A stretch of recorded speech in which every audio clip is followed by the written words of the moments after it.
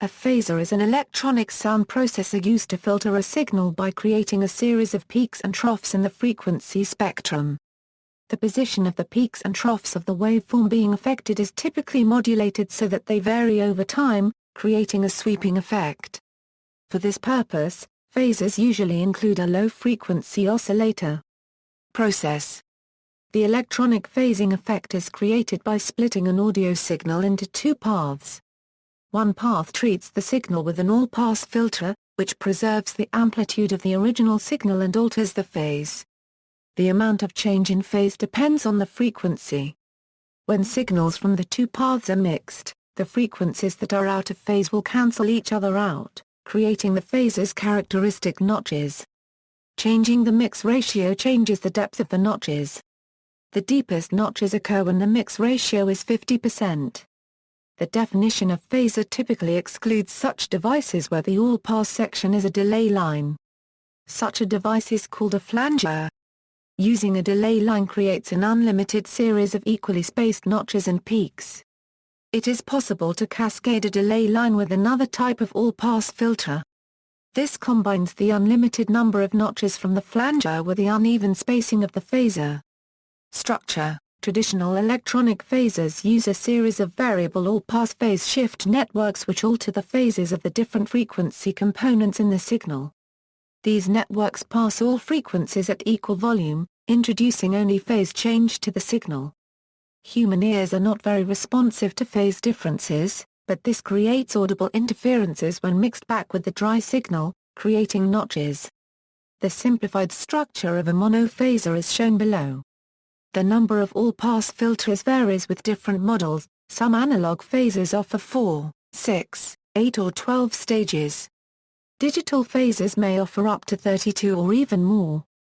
This determines the number of notches peaks in the sound, affecting the general sound character. A phaser with n stages generally has n/2 notches in the spectrum, so a 4-stage phaser will have 2 notches. Additionally, the output can be fed back to the input for a more intense effect, creating a resonant effect by emphasizing frequencies between notches. This involves feeding the output of the all-pass filter chain back to the input, as shown here.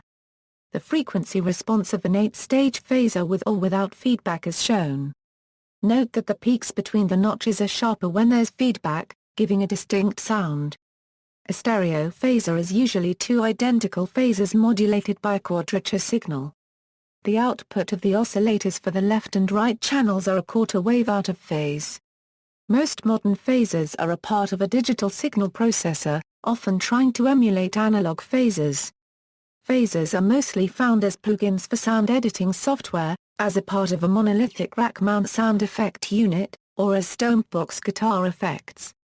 Usage. Phasing is a popular effect for electric guitar.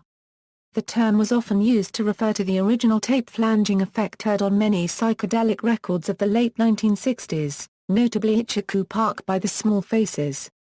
By the early 1970s, phasing was available as a portable guitar effect, one of the most notable early examples being the MXR Phase 90. From 1974, Steve Hackett in the Selling England by the Pound studio album and tour used this one for his Les Pauls, and from the Lamb Lies Down on Broadway album and tour used the phase filter section in his M-Synthy High Flea. In the late 1970s, Brian May used large amounts of phasing, in such songs as Sheer Heart Attack. In the 1980s, Eddie Van Halen, for instance, often used the MXR Phase 90 as part of his signal chain, for example in the instrumental Eruption, and on the song Atomic Punk.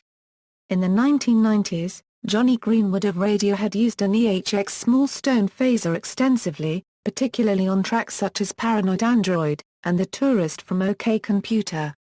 Keyboard players also used phasing. In the 1970s, keyboard instruments like the Fender Rhodes electric piano, the eminent 310 electronic organ, and the clavinet were commonly treated with a phaser, especially in avant-garde jazz. Bill Evans, for instance, used a Maestro phaser on Intuition. The phaser is also used to sweeten their sounds. Examples can be heard in Billy Joel's Just the Way You Are, Styx's Babe, and Jean-Michel Jarre's Oxygone, on which he used an EHX small stone phaser extensively. Tony Banks used an MXR Phase 100 on his RMI 368X Electra piano from 1974. From late 1977 he will also use the phaser on his Hammond organ, for replacing the Leslie's rotating effect. Daft Punk helped to repopularize the effect in the 21st century, utilizing it on a number of tracks on their Discovery album in 2001.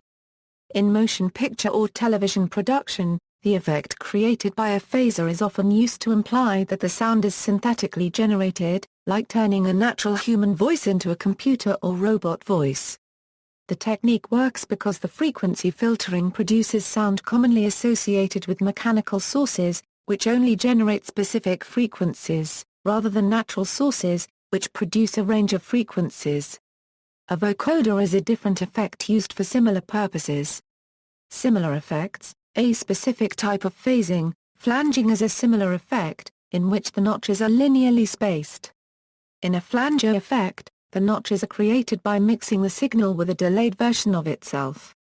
Flangers tend to sound more pronounced and natural, like the jet plane whoosh effect, whereas phasers tend to sound more subtle and otherworldly. For comparison of the two effects, check flanging. See also, wave interference, shepherd tone, chorus effect. References. External links, photos of new and vintage phaser pedals, the technology of phase shifters and flangers, how does a phaser work? Video by Empress Effects.